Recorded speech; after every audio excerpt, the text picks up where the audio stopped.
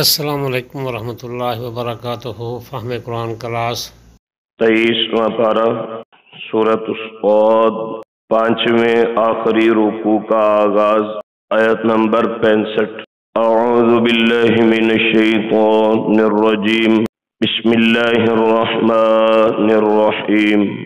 قل انما انا منذر، آپ فرما دیجئے اس کے سوا کچھ نہیں کہ میں ایک ڈرانے والا ہوں۔ وما من الہ الا اللہ الواحد القہار، اور نہیں کوئی معبود سوائے اللہ کے جو اکیلے اور زبردست دبدبے والے۔ رب السماوات والارض وما بینہما العزیز الغفار، وہ پالنے والے ہیں آسمانوں اور زمینوں اور جو ان دونوں کے درمیان ہے، غالب ہیں اور بخشنے والے ہیں۔ قل آپ فرما دیجئے ہوا نبأ عظیم، وہ ایک بہت بڑی خبر ہے۔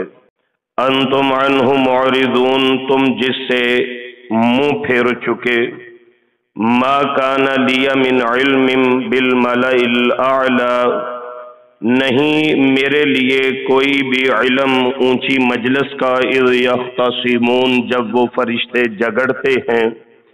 ان یوحی الی، مگر یہ کہ میری طرف وحی کی جاتی ہے، الا انما انا نذیر مبین، یہ کہ نہیں مگر میں ایک واضح ڈرانے والا۔ اذ قال ربک للملائکۃ، جب فرمایا آپ کے پروردگار نے فرشتوں سے، انی خالق بشرا من طین، بے شک میں بنانے والا ہوں مٹی سے انسان۔ فاذا سویتہ، پس جب میں مکمل کر لوں اسے، ونفخت فیہ من روحی، اور پھونک دوں اس میں اپنی روح سے، فقعوا لہ ساجدین، پس گر جانا تم اس کے لیے سجدہ کرتے ہوئے۔ فسجد الملائکۃ کلہم اجمعون، پس سجدہ کیا سب کے سب تمام فرشتوں نے، الا ابلیس، سوائے ابلیس کے، استکبر، تکبر کیا، وکان من الکافرین، اور ہو گیا انکار کرنے والوں میں۔ قال، اللہ تعالی نے فرمایا، یا ابلیس، اے ابلیس، ما منعک، کس چیز نے تجھے روکا، ان تسجدا، کہ تو سجدہ کرے، لما خلقت بیدی، اسے جسے میں نے اپنے ہاتھوں سے بنایا۔ استکبرتا، کیا تو بڑا بن گیا ہے، ام کنت من العالین، یا تو اونچے لوگوں میں سے۔ قال، کہنے لگا، انا خیر منہ، میں اس سے بہتر ہوں، خلقتنی من نار، مجھے پیدا کیا ہے آپ نے آگ سے، وخلقتہ من طین، اور اسے پیدا کیا مٹی سے۔ قال، اللہ تعالی نے فرمایا، فاخرج منہا، پس نکل جا اس سے، فإنک رجیم، بے شک تو مردود ہے، وإن علیک لعنتی الی یوم الدین، اور بے شک تجھ پر میری لعنت برستی رہے گی قیامت کے دن تک۔ قال، کہنے لگا، ربی، اے پروردگار، فانظرنی الی یوم یبعثون، مجھے مہلت دیجئے دوبارہ اس دن جس دن وہ اٹھائے جائیں گے۔ قال، اللہ تعالی نے فرمایا، فإنک من المنظرین، بے شک تو مہلت والوں میں سے ہے، الی یوم الوقت المعلوم، وقت معلوم کے دن تک۔ قال، کہنے لگا، فبعزتک، پس قسم ہے مجھے آپ کی عزت کی، لأغوینہم اجمعین، میں ضرور گمراہ کروں گا ان سب کو، الا عبادک منہم المخلصین، سوائے آپ کے بندوں میں سے، ان میں سے جو مخلص ہیں۔ قال فالحق، اللہ تعالی نے فرمایا، حق یہ ہے، والحق اقول، اور میں حق ہی کہتا ہوں، لأملأن جہنم منک، میں ضرور بھروں گا تجھ سے جہنم، وممن تبعک منہم اجمعین، اور ان سب میں سے جو بھی تیری پیروی کرے۔ قل، آپ فرما دیجئے، ما اسألکم علیہ من اجر، میں تم سے اس پر کوئی معاوضہ طلب نہیں کرتا، وما انا من المتکلفین، اور نہ میں بناوٹ کرنے والوں میں سے ہوں، ان هو الا ذکر للعالمین، نہیں ہے وہ مگر نصیحت جہان والوں کے لیے، وَلَتَعْلَمُنَّ نَبَأَهُ بَعْدَ حِینٍ، اور ضرور جان جاؤ گے تم اس کی خبر ایک وقت کے بعد۔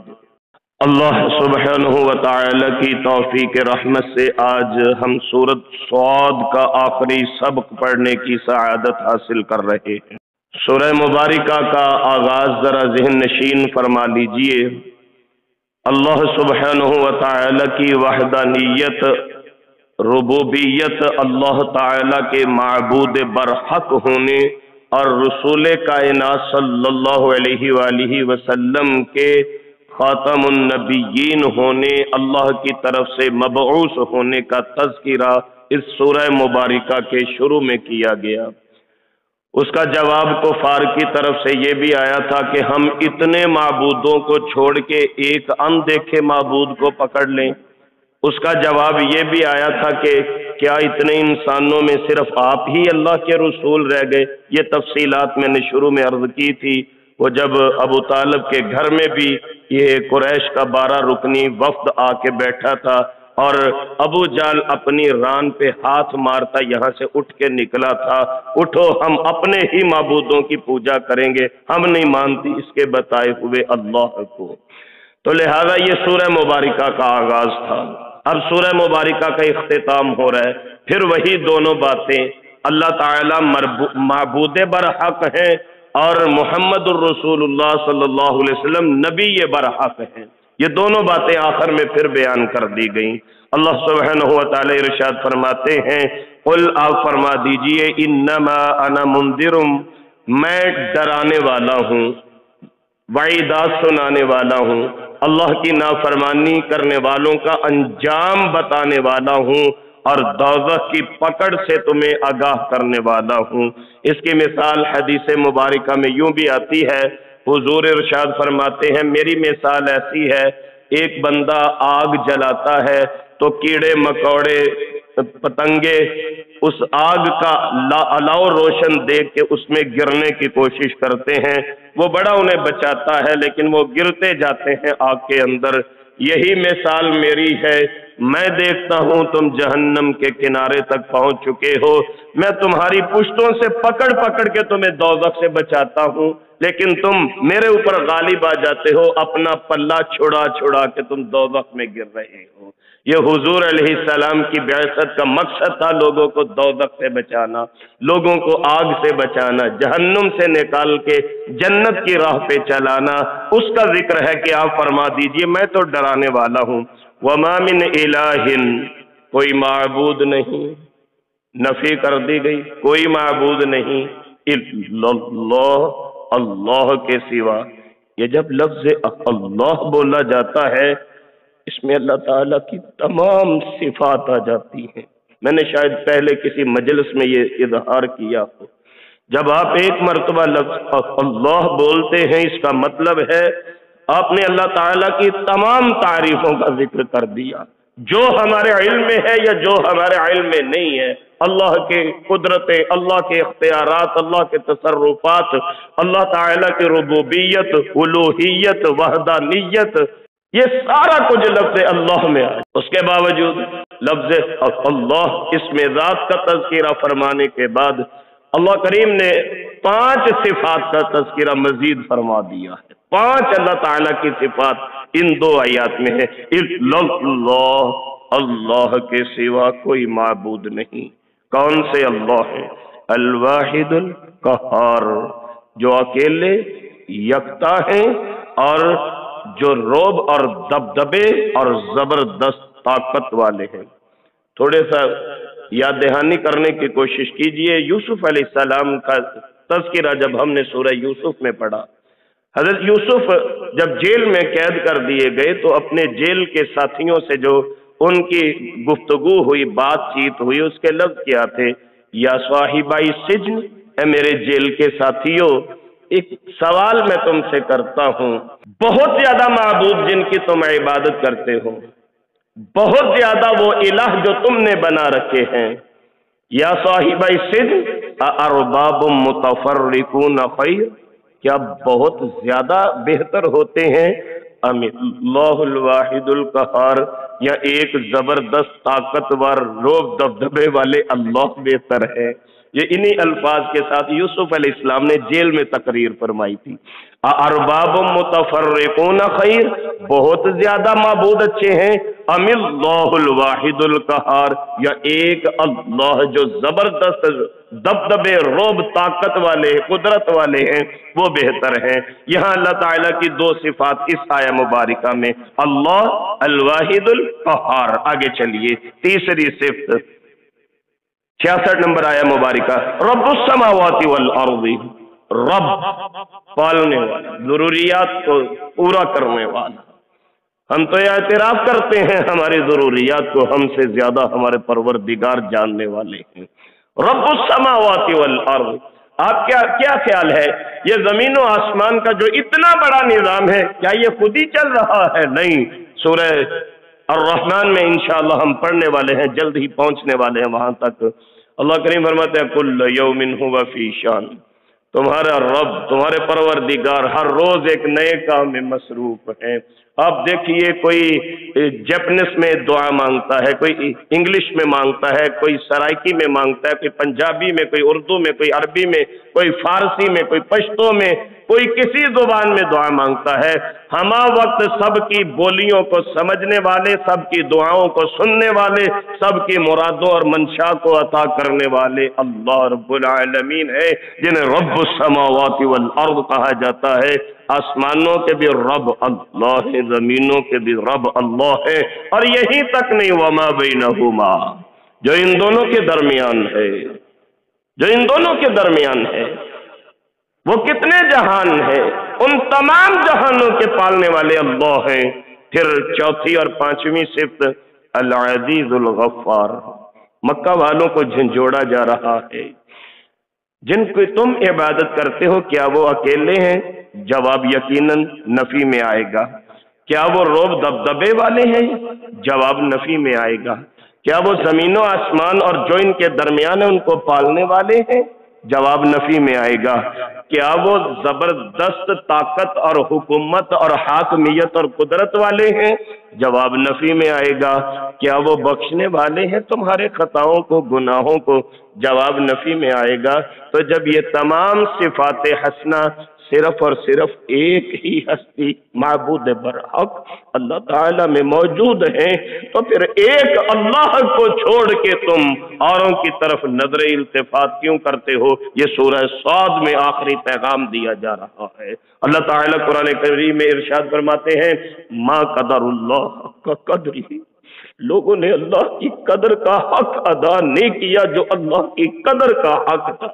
یہ خصوصی دعا کیا کرے اللہ ہمیں اپنا قدر کرنے کی توفیق نصیب فرما دے، وگرنہ پکڑ ہوگی دنیا میں بھی اور آخرت میں بھی. لوگوں نے اللہ کی قدر کا حق نہیں ادا کیا جیسا اللہ تعالیٰ کی قدر کرنے کا حق تھا. تو اللہ کریم ارشاد فرماتے ہیں العزیز الغفار، وہ غالب بھی ہیں اور اللہ تمہارے گناہوں کو بخشنے والے بھی ہیں. دعا کیجئے اللہ کریم ہم سب کے زندگی کے صغیرہ کبیرہ ظاہری پوشیدہ گناہوں سے درگزر فرما کے ہمیں معاف فرما دے. قل هو نبأ عظیم، آپ بتا دیجئے ان کو وہ بہت بڑی ایک خبر ہے، وہ بہت بڑی ایک خبر ہے. کچھ خبریں 30ویں پارے میں دی گئیں، عما یتساءلون عن النبأ العظیم، آپ سے سوال کرتے ہیں، جلد ہی سوال کریں گے ان بڑی بڑی خبروں کے بارے میں. وہ بڑی بڑی خبریں کیا ہیں کہ آسمان پھٹ جائے گا، چرچراہٹ ہو رہی ہے اس میں، اور حدیث پاک کا لفظ ہے حق بھی بنتا ہے کہ وہ چرچراتا رہے. اور اسرافیل منہ کے قریب وہ آلہ لیے منتظر کھڑے ہیں کب میرے اللہ کا حکم ہو، کب میں اس میں پھونک ماروں. جب اسرافیل اس میں پھونک ماریں گے ساری کی ساری کائنات تباہ اور برباد ہو جائے گی. اس کو قیامت کہا جاتا ہے. اذا زلزلت الارض زلزالہا، ابھی آپ سماعت فرما رہے تھے نماز فجر میں، جب زلزلہ آئے گا ہر چیز پھٹ جائے گی. وَأَخْرَجَتِ الْأَرْضُ أَثْقَالَهَا، زمین اپنے بوجھ اٹھا کے باہر پھینک دے گی، تمام میتیں قبروں سے باہر آ جائیں گی.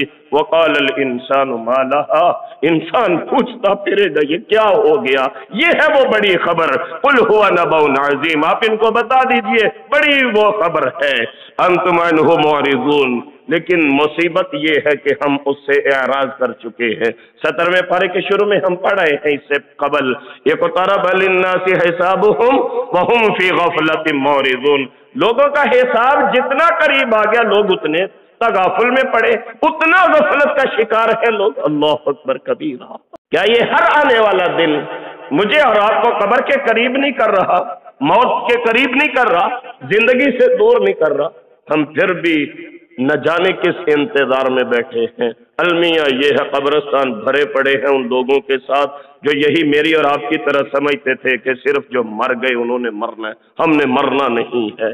اور بھائی کسی وقت بھی اللہ کا حکم آ جائے، کسی وقت بھی، کیا یہ آپ کے جوانی سے بڑھاپے کے سفر کی منتظر ہے؟ یہ بھی آج کل سوشل میڈیا پہ خبر بڑی وائرل ہے، یہ بینکا چیمہ جو گاؤں ہے وزیر آباد کے اندر، وہاں وہ حافظ عمر چیمہ اٹلی سے آئے تھے، ان کے عزیزوں نے مجھے فون پہ یہ اطلاع دی ہے۔ اٹلی سے نوجوان آیا، شادی ہوئی، بڑے مان تھے، بڑے ارمان تھے، بہت بڑا انتظام کیا گیا شادی کا، اور شادی کی رات گزاری، ولیمے والے دن لوگ ولیمے کے انتظام کر رہے تھے، اس نوجوان کے جنازے کا وقت آ گیا، ہارٹ اٹیک ہوا ہے اپنے ولیمے والے دن۔ اللہ کو یہ پرسوں ترسوں کی خبر ہے۔ اللہ تعالیٰ اس جوان کی مغفرت فرمائے، بہت اچھا جوان تھا۔ ہم کس کے منتظر ہیں؟ کیا جوانی سے بڑھاپے کی طرف جانا نصیب ہوگا کہ نہیں؟ یہاں تو خوشیاں اور ارمان درے کے درے رہ جاتے ہیں اور موت کا بلاوا آ جاتا ہے۔ اللہ کریم فرماتے ہیں انتم عنہ معرضون، تم ان سے اعراض کر رہے ہو۔ ما کان لی من علم بالملأ الاعلی اذ یختصمون، میرے لیے کوئی علم نہیں اونچی مجلس کا جب ان کا جھگڑا ہوتا ہے۔ اونچی مجلس مراد کیا؟ فرشتوں کی مجلس۔ جھگڑا کیا؟ آپ کو پتہ ہے فرشتوں کا جھگڑا کیا ہوتا ہے؟ ایک تو فرشتے ثواب کے متعلق جھگڑا کرتے ہیں۔ رسول پاک صلی اللہ علیہ وسلم نماز پڑھا رہے تھے، آپ نے فرمایا سمیع اللہ لمن حمیدہ، پیچھے صحابی کھڑے تھے، کہنے ربنا لک الحمد حمدا کثیرا طیبا مبارکا فی۔ جب حضور نے سلام پھر آپ نے فرمایا کس نے یہ دعا پڑھی ہے؟ صحابی ڈر گئے، پتہ نہیں مجھ سے کوئی غلطی ہو گئی ہے۔ رکوع کے بعد کی جو دعا ہے بڑی پیاری دعا ہے، اس کو شامل کیجئے نماز کے اندر۔ سمیع اللہ لمن حمیدہ کے بعد ربنا لک الحمد حمدا کثیرا طیبا مبارکا فی، بڑے اطمینان سے پڑھ کے پھر رکوع میں جایا کیجئے۔ یہ رسول پاک کی سنت مبارک ہے صلی اللہ علیہ وسلم۔ حضور پوچھنے لگے کس نے پڑھا ہے بھائی؟ یہ ایک دعا کی مجھے آواز آئی تھی، کس نے پڑھا ہے؟ پہلے تو وہ ڈر گئی، شاید مجھ سے کوئی غلطی ہو گئی ہے، کوئی زیادتی ہو گئی ہے مجھ سے، ڈرتے ڈرتے ہاتھ کھڑا کیا، حضور میں نے پڑھا تھا، میں معافی چاہتا ہوں اگر کوئی گستاخی ہوگی۔ فرمایا نہیں، میں تو حیران تھا کہ اس دعا کو سن کے فرشتے اس کا اجر لکھنے کے لیے آپس میں لڑ رہے تھے، جھگڑا کر رہے تھے، ایک کہہ رہا تھا میں نے اجر لکھنا ہے، دوسرا کہہ رہا تھا میں نے اجر لکھنا ہے اس کا۔ ایک تو مالا الاعلیٰ جو اونچی مجلس کے فرشتے ہیں ان کا یہ جھگڑا ہوتا ہے۔ آئیے میں ایک لمبی حدیث مبارک ہے، کوشش کرتا ہوں اس کو اختصار کے ساتھ آپ کی خدمت میں پیش کروں۔ یہ جامع ترمذی میں امام ترمذی حضرت معاذ بن جبل رضی اللہ تعالیٰ عنہ سے روایت کر کے لے کے آئے ہیں۔ الفاظ بڑے خوبصورت ہیں، انشاءاللہ ایمان تازہ ہوگا۔ اپنے بچوں کو یہ باتیں سنایا کریں رات کے وقت جب ہم گھر میں اکٹھے ہوتے ہیں۔ رسول اللہ صلی اللہ علیہ وآلہ وسلم نماز فجر پڑھانے کے لیے ایک دن تشریف نہ لائے۔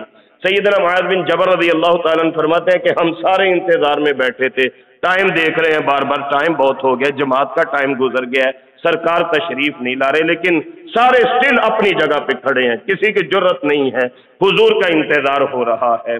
حتیٰ کہ قریب تھا کہ شاید سورج کی ٹکیا ہمیں نظر آنی، یعنی طلوع ہو جاتا، قریب تھا یہ وقت کہ اچانک رسول پاک صلی اللہ علیہ وسلم حجرہ مبارک سے تشریف لائے۔ آپ نے جلدی سے نماز فجر کی 2 رکعتیں ہمیں پڑھائیں، مختصر کر کے۔ عمومی حالات میں 60 سے 100 آیات سرکار دو عالم صلی اللہ علیہ وسلم نماز فجر میں پڑھا کرتے تھے، لیکن کبھی مختصر کر دیتے۔ یہ آج وہ دن تھا کہ جب مختصر کر دیا گیا، چھوٹی چھوٹی صورتوں کے ساتھ جلدی جلدی آپ نے 2 رکعتیں پڑھائیں۔ آپ نے اپنا رخ مبارک ہماری طرف پھیرا، متوجہ ہو گئے۔ آپ فرمانے لگے آپ کو معلوم ہے میں کیوں لیٹ ہوا؟ میں آج نماز فجر سے کیوں لیٹ ہوا؟ صحابہ عرض کرنے لگے حضور اللہ ہی بہتر جانتے ہیں آپ کیوں لیٹ ہوئے۔ فرمایا میں نے تہجد کی نماز پڑھی اور میری آنکھ لگ گئی۔ ذرا توجہ فرمائیے گا، میں نے تہجد کی نماز پڑھی اور میری آنکھ لگ گئی، میں سو گیا تو میں اپنے اللہ کی بارگاہ میں پیش ہو گیا، میں نے آج اپنے اللہ کی زیارت کی ہے، اللہ بڑے خوبصورت ہے، میں نے اپنے اللہ کو دیکھا ہے، میں خواب میں اپنے اللہ کے پاس پہنچ جاتا ہوں، اللہ تعالیٰ کے سامنے میں کھڑا ہوں، میرے اللہ کریم مجھ سے سوال کرتے ہیں، یہ مالا الاعلیٰ پتہ ہے اے پیارے محمد صلی اللہ علیہ وسلم یہ کس چیز میں جھگڑا کر رہے ہیں؟ میرے اللہ مجھ سے پوچھتے ہیں پتہ ہے یہ کس چیز میں جھگڑا کر رہے ہیں؟ میں نے کہا اللہ میں نہیں جانتا۔ حضور فرما رہے میں نے کہا اللہ میں نہیں جانتا۔ اللہ تعالیٰ نے اپنا ہاتھ میرے دونوں کندھوں کے درمیان رکھا، جس کی ٹھنڈک اللہ کے پوروں کی ٹھنڈک میں اپنے سینے میں محسوس کر رہا۔ رسول اللہ صلی اللہ علیہ وسلم کتنی عالی مرتبت ہستی ہے کہ خواب میں اللہ تعالیٰ اپنا ہاتھ حضور کے دونوں کندھوں کے درمیان رکھتے ہیں۔ سرکار فرماتے ہیں اللہ جی کے ہاتھوں کے پوروں کی ٹھنڈک میں اپنے سینے میں محسوس کر رہا ہوں، حتیٰ کہ پھر میری نظر کھل گئی، پھر مجھے بڑا کچھ نظر آنا شروع ہو گیا۔ اللہ تعالیٰ پھر پوچھتے ہیں اے محمد صلی اللہ علیہ وسلم پتہ ہے یہ فرشتے کن باتوں میں جھگڑا کر رہے ہیں؟ میں نے کہا جی اللہ تعالیٰ یہ کفارات کے بارے میں جھگڑا کر، مجھے سمجھ آ گئی ہے، اب مجھے ان کی باتیں سمجھ آ رہی ہیں۔ وہ سینہ کھل گیا نا، شرح صدر ہو گیا، اللہ کی رحمت ہو گئی، اللہ تعالیٰ نے ہاتھ رکھا، سینہ کھل گیا، نظر کھل گئی۔ جی اللہ تعالیٰ جی یہ کفارات کے بارے میں جھگڑا کر رہے ہیں، ذکر کر رہے ہیں۔ اللہ تعالیٰ پھر مجھ سے پوچھتے ہیں اے محمد صلی اللہ علیہ وسلم میرے پیارے یہ کفارات کیا ہوتے ہیں؟ تو میں نے عرض کیا اللہ تعالیٰ جی یہ ان باتوں کے ثواب کے بارے میں جھگڑا کر رہے ہیں کہ جو لوگ پیدل چل کے باجماعت مسجدوں میں نمازوں کے لیے آتے ہیں ان کا کتنا مقام ہے، جو پیدل چل کے مسجدوں میں جماعت کے ساتھ نماز پڑھنے، یہ اللہ تعالیٰ کے ساتھ حضور کی باتیں ہو رہی ہیں۔ یہ جھگڑا اس بارے میں کر رہے ہیں کہ جو پیدل چل کے مسجدوں میں آتے ہیں ان کا مقام کتنا ہے، اور جو نماز کے بعد مسجد میں بیٹھے رہتے ہیں۔ اللہ ہمیں یہ توفیق دے۔ میں بڑی معذرت کے ساتھ عرض کروں گا ہمارے اندر بڑا فقدان ہے اس چیز کا، ہمارے اندر یہ ریت ہی نہیں، ہماری مساجد میں یہ رواج ہی نہیں رہ گیا کہ عبادت سے فارغ ہو کے اپنی جگہ پہ بیٹھ کے کوئی ذکر فکر کرتے رہیں۔ حالانکہ حدیث پاک کا مسئلہ ہے کہ نماز کے بعد جب تک وضو ہے اپنی جگہ پہ بیٹھے رہو، فرشتے تمہارے لیے دعائیں مانگتے رہتے ہیں۔ تو اللہ تعالیٰ جی یہ فرشتے جھگڑا کر رہے ہیں، ایک تو جو پیدل چل کے مسجدوں میں نماز کے لیے آتے ہیں، اور ایک جو نماز پڑھ کے اپنی جگہ پہ بیٹھے رہتے ہیں، ذکر کرتے رہتے ہیں، اور تیسرا جب موسم یا طبیعت اچھی نہ بھی ہو تو وضو کرنے والے۔ سخت سردی میں کتنے وضو لوگوں نے کیے ٹھنڈے پانیوں کے ساتھ، آپ کو نہیں اندازہ اس کا کتنا اجر اور ثواب ہے۔ جھگڑا کر رہے ہیں ان لوگوں کے ثواب کے لیے جو ٹھنڈے پانیوں سے وضو کرتے۔ مجھے اللہ تعالیٰ نے پھر پوچھا اور کیا محسوس کیا ہے اے میرے پیارے نبی صلی اللہ علیہ وسلم آپ نے؟ اللہ تعالیٰ جی یہ فرشتے جھگڑا کر رہے تھے اس بندے کے بارے میں جو لوگوں کو کھانا کھلاتا ہے، مخلوق کی خدمت کرتا ہے۔ میں اکثر کہتا ہوں اللہ کی مخلوق کی خدمت کرو، اللہ بڑے اجر اور ثواب دیں گے، اللہ تعالیٰ آپ کو وہاں سے رزق دیں گے جہاں سے آپ کا تصور بھی نہیں ہوگا۔ اللہ والوں کی خدمت کیا کرو۔ حضور جب مدینہ طیبہ تشریف لے گئے تو آپ کا پہلا درس کیا تھا افشوا السلام واطعموا الطعام وصلوا الارحام صلوا باللیل والناس نعام تدخلوا الجنة بالسلام۔ 4 کام کر لو تمہارے لیے جنت کے 8 دروازے کھل جائیں گے۔ افشوا السلام، سلام کو عام کرو، آپس میں جا ملو، السلام علیکم ورحمۃ اللہ، السلام علیکم ورحمۃ اللہ۔ واطعموا الطعام، ایک دوسرے کی دعوت کیا کرو، کھانا پکایا کرو ایک دوسرے کے لیے، ایک دوسرے کے کھانے کا اہتمام کیا کرو۔ وصلوا الارحام، رشتہ داری کو جوڑا کرو، اور صلو باللیل والناس نعام، نماز اس وقت بھی پڑھا کرو جب ساری دنیا غفلت میں سو رہی ہو، اس وقت بھی نماز پڑھا کرو۔ تو اے اللہ تعالیٰ جی یہ لوگ ان لوگوں کے بارے میں بات کر رہے ہیں فرشتے جو لوگوں کو کھانا کھلاتے ہیں، جو مسکینوں کو کھانا کھلاتے ہیں، اللہ کی محبت میں کھانا کھلاتے ہیں، اپنے نمازیوں کو کھانا کھلا دیتے ہیں، اپنے ایمان والے ساتھیوں کو کھانا کھلا دیتے ہیں۔ وَيُطْعِمُونَ الطَّعَامَ عَلَىٰ حُبِّهِ مِسْكِينًا وَيَتِيمًا وَأَسِيرًا، اللہ کی محبت میں یہ کھانا کھلاتے ہیں۔ میرے محمد صلی اللہ علیہ وسلم اور کیا آپ نے پڑھا؟ تو حضور ارشاد کیا ان سے سمجھا، کیا سنا آپ نے؟ حضور ارشاد فرماتے ہیں اللہ تعالیٰ جی یہ نرم کلام کے بارے میں گفتگو کر رہے تھے کہ انسان کو نرمی سے کلام کرنا چاہیے، بڑا اجر ثواب ہوگا۔ فرشتے لڑ رہے تھے، میں نے لکھنا ہے، میں نے لکھنا ہے، میں نے لکھنا ہے۔ اور کیا محسوس کیا آپ نے؟ اللہ تعالیٰ پوچھتے ہیں اور کیا محسوس کیا؟ اللہ تعالیٰ جی یہ تہجد کا اجر لکھنے میں جھگڑا کر رہے تھے، یہ لکھ رہے تھے کہ جو پچھلی رات کو اٹھ کے اللہ کے آگے گڑ گڑاتا ہے اس کا کتنا اجر ہے۔ ہم دن کی 5 نمازیں تو پڑھتے ہیں اللہ کی توفیق سے، لیکن زندگی کا ایک معمول بنا لیجیے، تھوڑی سی کوشش کی ضرورت ہے، چاہے 2 رکعتوں کے لیے موقع ملے، پچھلی رات کو ضرور اٹھا کریں۔ پچھلی رات کا اٹھنا اللہ تعالیٰ کو بڑا پسند ہے۔ نماز تہجد پڑھنے والوں کے لیے یہ جھگڑا کر رہے تھے، اس کا اجر میں نے لکھنا ہے، میں نے لکھنا ہے۔ یہ ہے فرشتوں کا جھگڑا۔ آخری بات اس حدیث مبارکہ کی سن لیجئے، وقت مختصر ہے ورنہ میں بڑی تفصیلات عرض کرتا۔ اللہ تعالیٰ نے جب یہ باتیں اپنے پیارے نبی صلی اللہ علیہ وسلم کی زبان مبارک سے سنی، اللہ تعالیٰ فرماتے ہیں چلو پھر اب مانگیے، چلو پھر اب دعا کیجئے۔ یہ خواب میں سارا کچھ ہو رہا ہے، چلو پھر میرے پیارے محمد صلی اللہ علیہ وسلم اب کچھ مانگ لیجئے۔ اب کائنات کا شہنشاہ، جہانوں کا رب جس کو کہے کہ جو دل کرتا ہے آج مانگ لو۔ آپ امیجن کیجئے میں اور آپ ہوتے تو شاید صرف اور صرف دنیا مانگ لیتے، شاید صرف اور صرف رزق مانگ لیتے، لیکن میرے سرکار نے کیا مانگا تھا؟ یہ دعا بڑی خوبصورت ہے، یہ دعا بڑی خوبصورت ہے، اس کو نوٹ کر لیجیے گا درس سننے کے بعد، بڑی خوبصورت الفاظ ہیں۔ اللہ تعالیٰ فرماتا ہے چلیں آپ مانگیے، کیا مانگتے ہیں؟ حضور عرض کرتے ہیں، فرماتے ہیں کہ میں نے اللہ کی بارگاہ میں عرض کیا اللہم انی اسألک فعل الخیرات، اللہ میں آپ سے نیکیاں کرنے کا سوال کرتا ہوں، مجھ سے نیکیاں کروا لے جتنی ہو سکتی ہیں۔ وَتَرْكَ الْمُنْكَرَاتِ، اللہ میں آپ سے دعا کرتا ہوں میں منکرات کو چھوڑ دوں، میں برائیوں کو چھوڑ دوں، ہر اس کام کو چھوڑ دوں جو میرے اللہ جی آپ کو ناپسند ہے۔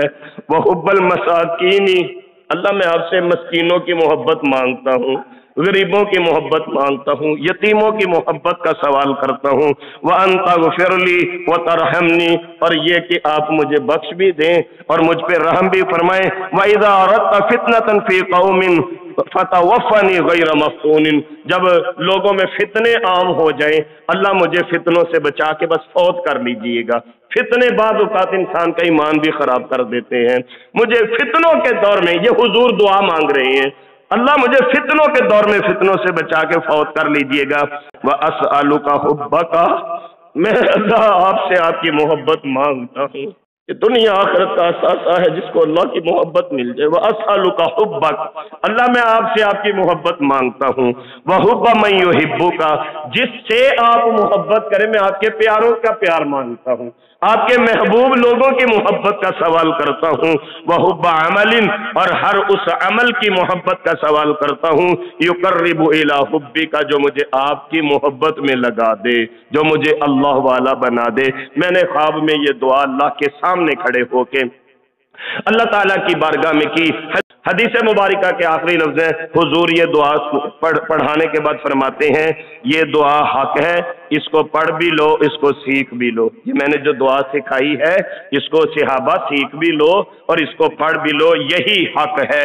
تو یہ تھی حضرات وہ ملل اعلیٰ، اوپر والی مجلس جو اعلیٰ مجلس فرشتوں کی ہے، اذ یختصمون، ان کا جھگڑا کن باتوں پہ ہوتا ہے اس کا ہم ذکر کر رہے تھے۔ آگے چلیے، ان یوحی الی الا انما انا نذیر مبین، میری طرف تو یہ وحی کی گئی ہے کہ میں واضح ڈرانے والا ہوں۔ پھر حضرت آدم علیہ السلام کا واقعہ سورۃ الاعراف میں بڑی تفصیلات کے ساتھ ہم نے پڑھا ہے۔ سورہ طٰہٰ میں بھی اس کا ذکر میں نے آپ کی خدمت میں کیا تھا کہ جب آدم علیہ السلام کو بنایا گیا فرشتوں کو سجدے کا حکم کیا۔ سورہ بقرہ میں بھی ہم نے پڑھا وَإِذْ قَالَ رَبُّكَ لِلْمَلَائِكَةِ انی جاعل فی الارض خلیفہ، اس کے تحت بھی یہ تفصیلات گزر چکی ہیں پہلے اسباق میں، تو ہم یہاں پہ بس مختصر کر کے آگے گزرتے ہیں۔ اذ قال ربک للملائکۃ انی خالق بشرا من طین، جب اللہ تعالیٰ نے فرمایا میں مٹی سے انسان بنانے والا ہوں، جب اس کو پورا بنا لوں اور اس میں اپنی روح پھونک دوں، فقعوا لہ ساجدین، تم اس کے سامنے سجدہ کرتے ہوئے گر جانا۔ تو کیا ہوا؟ سب نے سجدہ کیا سوائے ابلیس کے۔ اور تکبر کرنے والوں میں ہو گیا، کافروں میں ہو گیا۔ اللہ تعالیٰ نے پوچھا ہے ابلیس کس چیز نے تجھے سجدہ کرنے سے روکا؟ لما خلقت بیدی، جس کو میں نے اپنے ہاتھ سے بنایا۔ یہ ہماری شان ہے، ہر چیز کائنات کی کن کہہ کے بنائی وہ فیکون ہو گئی، لیکن مجھے اور آپ کو اللہ تعالیٰ نے اپنے ہاتھ سے بنایا ہے، جوڑ جوڑ پور پور اپنے ہاتھ سے ہمارا ترتیب دی ہے۔ یہ عظمت ہے حضرت انسان کی۔ تو کس چیز نے تجھے روکا جس کو میں نے اپنے ہاتھوں سے بنایا؟ تو تکبر کرنے والوں میں یہ اتنا ہی تو بڑا ہو گیا ہے، کہنے لگا میں بہتر ہوں۔ یہ تکبر ہے، یہ کہنا میں فلانے سے بہتر ہوں، میں فلانے سے بہتر ہوں۔ رسول اللہ علیہ السلام کتنی اعلیٰ ہستی ہے، اور آپ فرماتے ہیں قیامت کا دن ہوگا وَبِيَدِي لِوَاءُ الْحَمْدِ، میرے ہاتھ میں جھنڈا ہوگا، ولا فخرا، میں اس پہ فخر نہیں کرتا۔ اس لیے کبھی بھی تکبر والے لفظ نہ بولیے۔ شیطان نے کہا میں اس سے بہتر ہوں، اس کو مٹی سے پیدا کیا، مجھے آگ سے پیدا کیا۔ جب ایسے لفظ بولے اللہ تعالیٰ نے فرمایا نکل جاؤ اس یہاں سے، فَإِنَّكَ رَجِيمٌ، تم مردود ہو، قیامت کے دن تک تم پر میری لعنتیں برسیں گی۔ اس نے مہلت مانگی، اس مہلت کا ذکر بھی پہلے آپ پڑھ چکے ہیں۔ الحمدللہ ہمارا بچہ جانتا ہے کہ شیطان نے کہا تھا کہ مجھے لوگوں کو گمراہ کرنے کی مہلت دیں، اللہ نے فرمایا قیامت تک کے لیے مہلت ہے۔ کہنے لگا مجھے آپ کی عزت کی قسم ہے میں سب کو گمراہ کروں گا، لیکن جو آپ کے خالص بندے ہیں ان پہ میرا زور نہیں چلے گا۔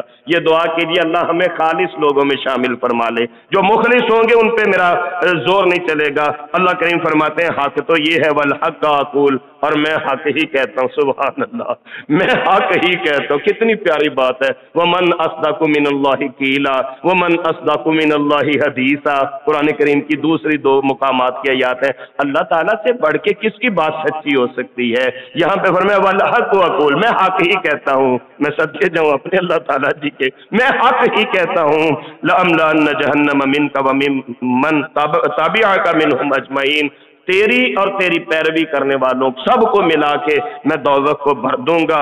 آخر میں فرمایا آپ لوگوں سے کہہ دیجئے ما اسألکم علیہ من اجر، میں یہ جو دین کی تبلیغ کر کے تمہیں اللہ کے قریب کرتا ہوں اس کی مزدوری، معاوضہ، اجرت، تنخواہ نہیں مانگتا۔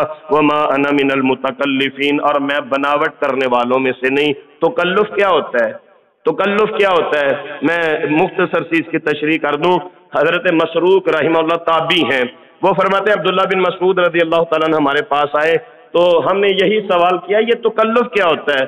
حضرت عبداللہ بن مسعود فرمانے لگے ایک مسئلہ اگر آتا ہے لوگوں کو بتا دیں، اگر نہیں آتا لوگوں کو کہیں اللہ عالم، بھئی اللہ جانتے ہیں۔ یہ ہے تکلف سے بچنا۔ بناوٹ میں نہ پڑو کہ بندہ ہاتھ پاؤں مارتا رہے مسئلہ پاس ہی بنانے میں، نہیں ایسے نہیں ایسے کر لو۔ اگر مسئلہ آتا ہے ٹھیک ہے، نہیں آتا کہہ دو بھئی اللہ کو علم ہے، اللہ ہی جانتے ہیں۔ یہ مطلب ہے کہ بندہ تکلف میں نہ پڑے۔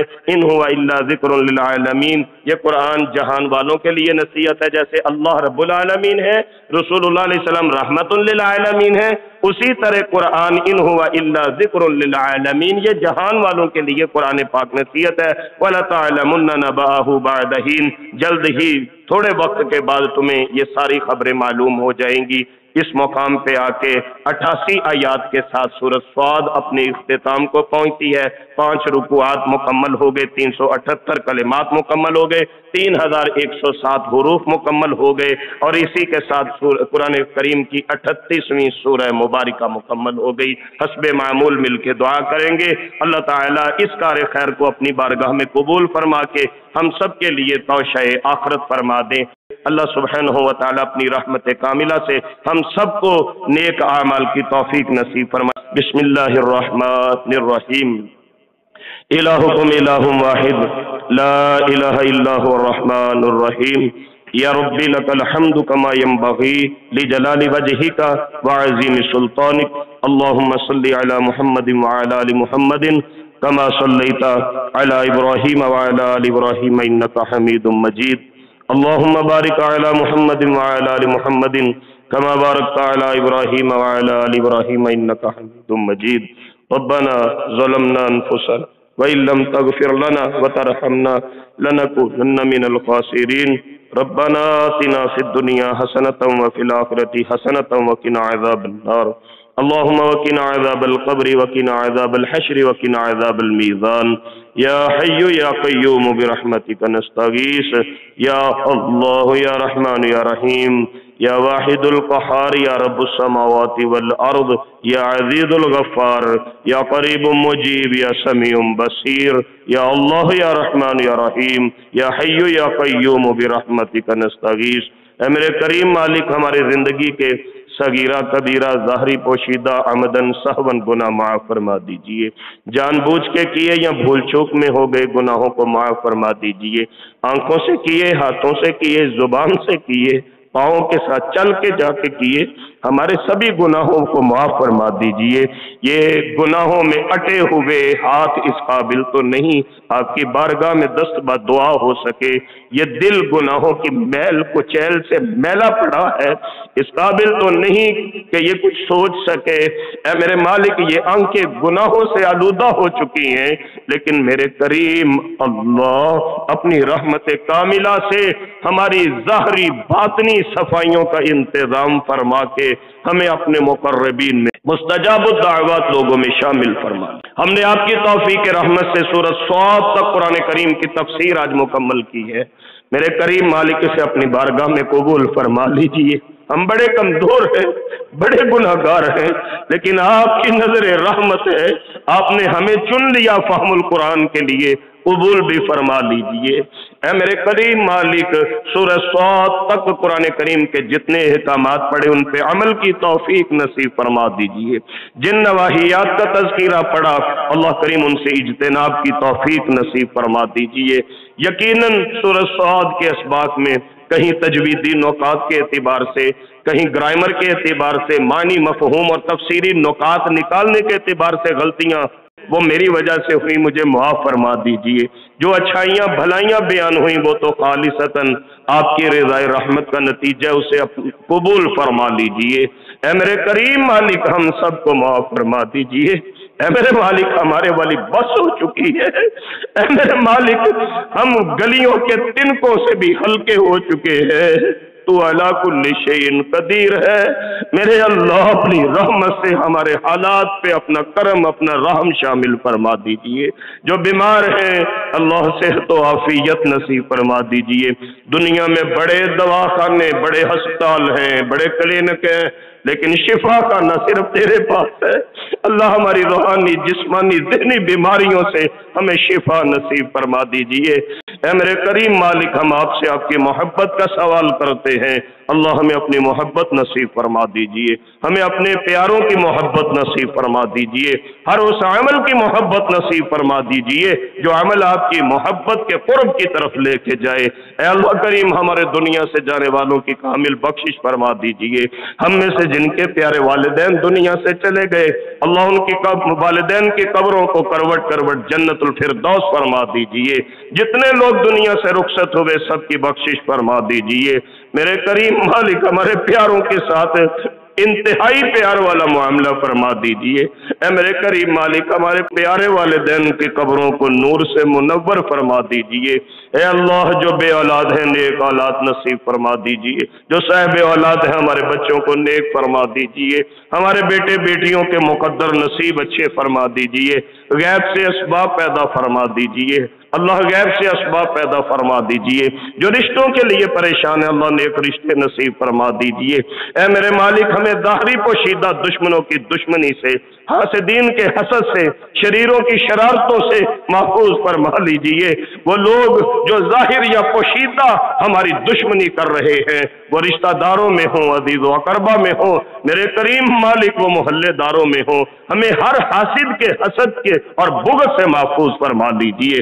اللہ ہمارا ہر معاملہ نظر بس سے محفوظ فرما لیجئے۔ ہم آپ کی رحمتوں کے طلبگار ہیں، اپنی رحمت کی ٹھنڈی چھاؤں اور چادر میں ہمیں ڈھانپ لیجئے۔ میرے مالک، جو بے روزگار ہیں نیک روزگار نصیب فرما دیجئے۔ اللہ، جو بے روزگار ہیں اللہ نیک روزگار کا انتظام فرما دیجئے۔ اللہ، جو مالی مشکلات کا شکار ہیں ہمیں کسی کا محتاج نہ فرمائیے گا۔ اللہ، اپنی رحمت سے ہمارے لیے رزق حلال کی وسعت نصیب فرما دیجئے۔ میرے کریم مالک، اگر پہلے ایک دروازہ رزق کا کھلا ہے، ہمارے لیے رزق کے ساتھ ساتھ دروازے کھول دیجئے۔ اے اللہ کریم اپنی معرفت نصیب فرما دیجئے، اللہ کریم اپنی توحید کی سمجھ نصیب فرما دیجئے، حضور رسالت مآب صلی اللہ علیہ وآلہ وسلم کی محبت اور آپ کی ختم نبوت پہ کما حق ہوئی ایمان کی توفیق نصیب فرما دیجئے۔ ملک پاکستان سمیت دنیا کے جس خطے میں مسلمان آباد ہیں اللہ سب کو اپنے اپنے گھروں کا، اپنے وطن کا سکون اور عافیت نصیب فرما دیجئے۔ میرے کریم مالک ہم سب کی دعاؤں کو، التجاؤں کو قبول فرما لیجئے۔